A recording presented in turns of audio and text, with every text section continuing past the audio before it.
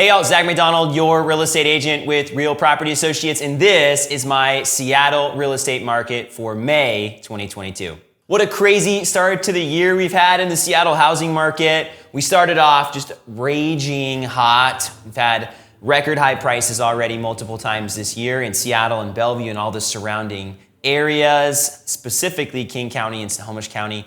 And we've also seen interest rates continue to climb. So lots of people are asking me on a regular basis, what's going on with the market? How are interest rates going to impact things? Is inventory picking up? What's coming down the pike? And I just want to say right now, I don't have a crystal ball, but everybody's got an opinion and I've got an opinion, and I'm looking forward to sharing that with you right now. As we get started with this update, I'm going to share a client story as I do in every single one of these market updates, bring honor to one of my past clients. And in this month, we're going to talk about the McLaughlin family. They purchased a townhouse in Bothell with me just about 3 years ago. They were super kind to share their experience working with me a few years back on camera. And recently, we just had the opportunity to list and sell their home. They're planning to relocate to be near family. And looking back at the numbers, I'm kind of blown away by the return for them. So 2.5 years ago, almost 3 years ago, they purchased this townhouse that they sold for $428,000.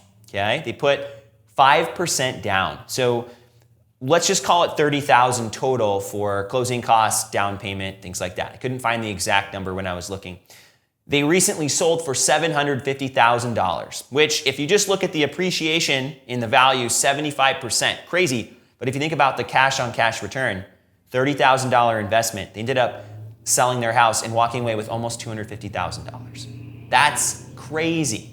That's over 800% return over 3 years. And if we were to annualize that, it's going to be somewhere in that 275% a year range. So not a lot of investments paying that type of return. Obviously, we were in a crazy market here recently, but that just shows how hot the market's been here over the past few years in the Seattle and Bellevue area. Let's jump in now to the stats, which is why I know many of you continue to follow the channel. And if you haven't subscribed yet, this is your chance to go ahead and subscribe so that you can see more of this Seattle and Bellevue real estate market updates. But as we look at the stats here, median sales price, Seattle set a new median sales price record just under $1 million, $995,000, up 15.4% year over year. Bellevue, as we're looking at the stats, actually took quite a step back in the median sales price. We could come up with lots of reasons for that, but Bellevue came in at $1.805 million, 11.4% jump year over year. If we look back at the last few years in the Seattle and Bellevue real estate market, back in 2020, Seattle's median sales price was $800,000, and we just talked about how it jumped up to $995,000 median sales price. Big jump. Bellevue's was 1.095, so almost 1.1.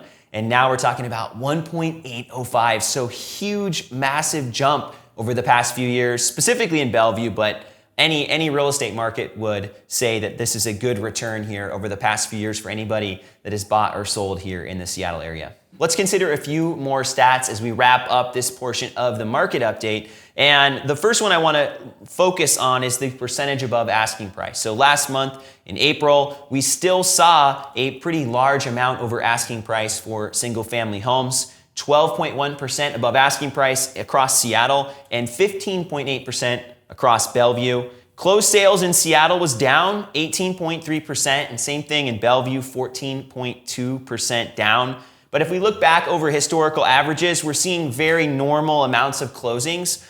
We just saw a little bit less than we did last year. And last year was almost record numbers, and in a lot of months was record numbers of sales and closings and new listings.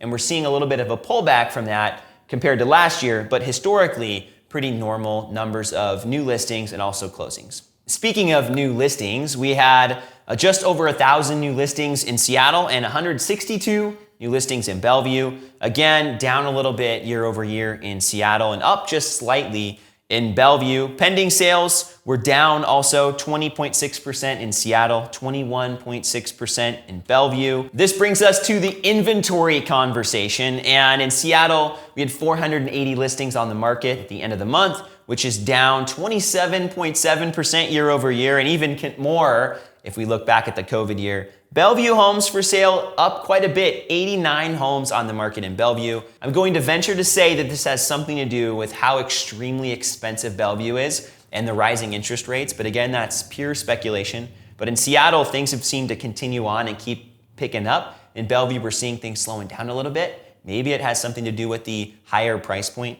over on the east side than over on the west side. We'll continue to watch this trend, but I think that's something significant. In Seattle, inventory rose a little bit, still 0.6 months of supply, which is low for this time of year.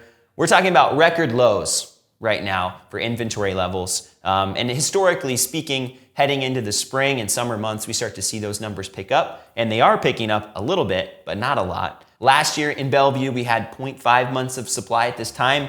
In this month, 0.8 months of supply. So again, nothing radical, but that is a 60% jump in supply. So Bellevue's seeing a little bit more of that, but again, still historically low supply numbers, which is causing houses to still sell extremely fast. We're still in that 7 days or less for Seattle and Bellevue. This is keeping the market moving extremely fast. So we're still seeing a median days on market of 5 in both Seattle and Bellevue, and then an average of 5 days in Seattle and an average of 5 days in Bellevue. So what the heck does all of this mean, right? It's one thing to just share the numbers, but another to bring a little bit of value to the situation, explain the numbers a little bit, tell a story, but also give a little bit of insight. So the first thing I'm gonna say is interest rates have been going up, right, over the last year specifically, but most specifically since the beginning of the year. And as of today, filming this video on May 10th, we're looking at average rates, according to Bankrate,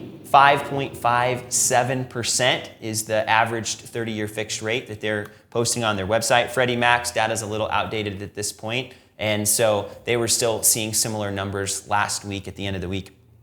But rates are definitely going up, and a lot of people are speculating that we might see rates jump into the 6s. I've said previously in my videos, I think the market can bear these 5 to 5.5% rates right now because of how much money got pumped into the economy last year. But if we see rates climb up into the 6s, I think we're going to see things slowing down a little bit.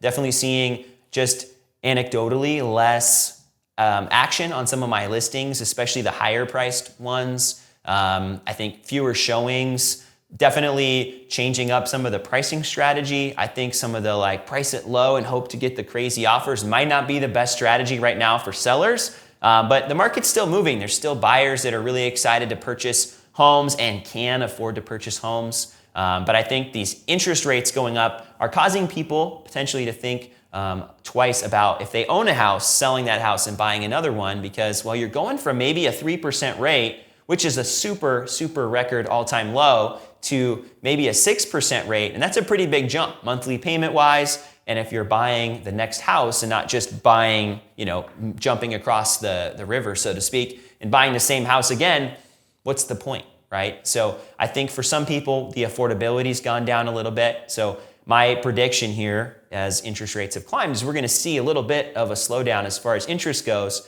in purchasing, but also you're gonna see a little bit less, I think, as far as people wanting to sell. So there will be some that'll want to sell and try to say, hey, maybe this is the top of the market. Other people are going to be sitting on the sidelines because, well, where are they gonna go? It's that same conversation. Do they really wanna get another house with a higher interest rate? So if we have rates staying in the same area, I don't think we're gonna see any kind of massive fallout with higher rates. I do think we're gonna see a normal seasonal slowdown this year. We did see that a little bit last year, but 2020 was a little weird. We never even saw that seasonal slowdown. It kind of came earlier in the year, and then we just saw a super hot market the rest of the year, which is abnormal. And last year, we also saw a super hot end of the year in the fall and into the winter, which is also abnormal. So if we want to say that was the hot spring summer market, I could say fairly confidently, I think we've kind of seen the hottest part of the market for the year already. But if you're somebody thinking about selling, it's still a good market to be selling in. And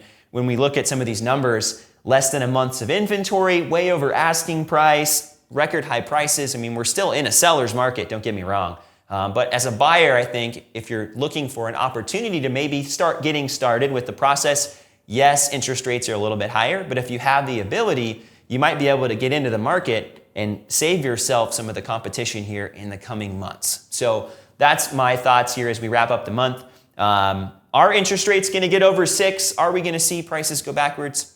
every year we start to see a little bit of an ebb and flow, right? So typically in the end of the summer and into the fall and early winter, we see prices level off and even go down a little bit. And then we kind of see this natural rising as inventory gets lower and competition heats up until we start to see more inventory. So I think this year is going to be a little bit more of a normal year as far as the normal historical cycles here in Seattle. It's possible we might see a little bit more of a drop than we normally do if interest rates get higher, but that remains to be seen. So thank you so much for watching this video. I hope you got some value out of it. If you want to see videos like this on a regular basis, please consider subscribing to the channel. If you know somebody as well who could benefit from it, please consider sharing it with them.